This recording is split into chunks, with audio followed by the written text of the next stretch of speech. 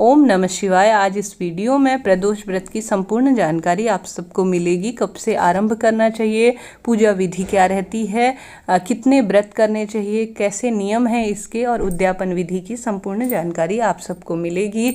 जैसे कि हर माह के जो त्रयोदशी के दिन 13वें दिन प्रदोष का व्रत किया जाता है। प्रदोष व्रत एक शुक्ल पक्ष में आता है हर माह की और एक कृष्ण पक्ष में आता है। भगवान शिव शंकर को समर्पित यह दिन अपने आप में अद्भुत होता है। जो भी भक्तजन प्रदोष काल में और पूरे प्रदोष के दिन भगवान शिव शंकर का पूजन करता है, उसके जो पाप हैं वह धुल जाते हैं और जो जीवन की जो भी मनोकामना होती है वह अवश्य पूर्ण होती है। आप भगवान शिव शंकर पर विश्वास करके एक बार प्रदोष व्रत को अवश्य करें।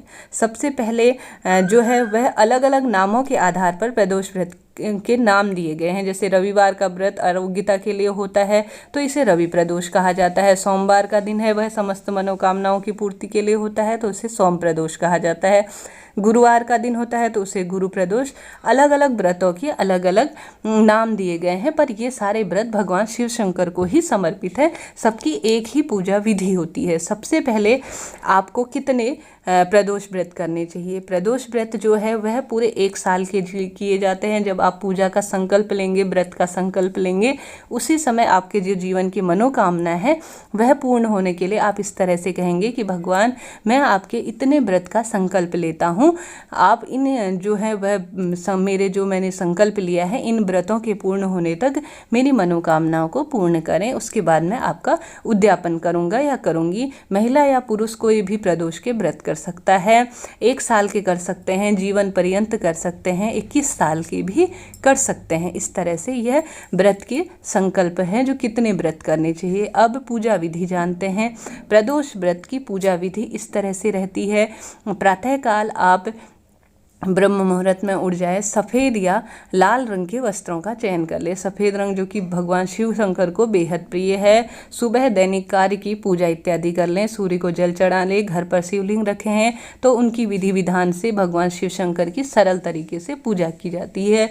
विशेष पूजा इसमें प्रदोष काल में की जाती है। ऐसे में अगर आप पूरे दिन में आप चाय पी सकते हैं, कुछ फल फ्रूट इत्यादि ले सकते हैं। इस तरह से पूरे दिन का व्रत किया जाता है। और साथ ही इस व्रत में नमक खाना पूर्ण रूप से वर्जित माना गया है। जल फल ग्रहण इत्यादि कर सकते हैं। शाम के समय प्रदोष काल का जो समय होता है उस समय प्रदोष काल का समय 45 मिनट सूर्य अस्त होने से पहले का और बाद का माना जाता है। आपको भोग बना लेना है। चूरमा बना सकते हैं, खीर बना सकते हैं। सफ़ेद रंग की जो भी वस्तुएं हैं उनको लेकर पास के ही भगवान शिव शंकर के मंदिर चले जाइए और घर आप आसपास मंदिर ना हो तो घर में ही भगवान शिव शंकर की कोई प्रतिष्ठित मूर्ति है या आपने भगवान शिव शंकर का शिवलिंग घर पर रखा हुआ है या मूर्ति पर भी आप पूजन कर सकते हैं। आपको सफ़ेद पुष्प ले लेने हैं, सफ़ेद चंदन लेना है, भस्म लेना है, बेलपत्री लेना है, गंगा जल लेना है, पंचामृत इत्यादि से भगवान शिव के पंचाक्षरी मंत्र ओम नमः शिवाय कहते हुए भगवान शिव शंकर का पूजन करना है। अगर आप हवन कर पाएँ जब भी प्रदोष व्रत आता है तो बेहद उत्तम है। इस तरह से यह व्रत दिन भर किया जाता है। शाम को आप नमक नहीं खाएंगे। प्रदोष व्रत में किसी भी भगवान शिव शंकर के व्रत में जो है वह नमक नहीं खाया जाता। अब सवाल आता है कि शुक्ल प्रदोष कब से हमें प्रदोष व्रत आरंभ करना चाहिए। प्रदोष व्रत आप चाहें तो सावन के जो प्रदोष आते हैं सावन माह में तब से आरंभ करने चाहिए, परंतु पूरे साल भर रुकना पड़ता है। तो ऐसे में किसी भी महीने में शुक्ल पक्ष में जो प्रदोष आती है तब से आप आरंभ कर सकते हैं। किसी भी कोई भी व्रत आए, सोम प्रदोष आए, शुक्र प्रदोष आए, गुरु प्रदोष आए, बस वह शुक्ल पक्ष में होने चाहिए। आपको इस प्रदोष व्रत को आरंभ कर देना चाहिए। अब हमने यहाँ तक जाना है कि कब से आरंभ करना चाहिए, क्या खाना चाहिए, पूजा विधि क्या रहती है।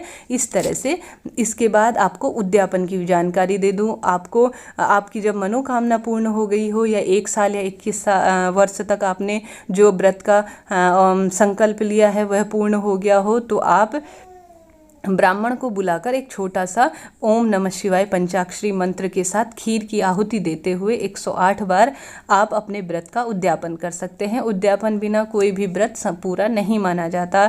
इसके पश्चात आप ऐसा करने में असमर्थ हो, हवन ना करा पाएँ या इस तरह से ना करा पाएँ, तो आप ब्राह्मण को 5 ब्राह्मणों को बुलाना आवश्यक होता है। उन्हें भोजन खिलाकर सरल तरीके से, या उनको भोजन का दान कर कर, सफ़ेद रंग के वस्त्रों का दान कर कर और रुद्राक्ष की माला दान कर कर अपने व्रत का उद्यापन कर सकते हैं। उद्यापन के दिन भी आपको प्रातःकाल ब्रह्म मुहूर्त में उठकर विधि विधान से भगवान शिव शंकर का सुबह के समय में पूजन करना है और प्रदोष काल के समय में पास के शिव मंदिर में जाकर या घर पर विधि विधान से सरल तरीके से भगवान शिव शंकर की सरल पूजा विधि होती है, इस तरह से करना है।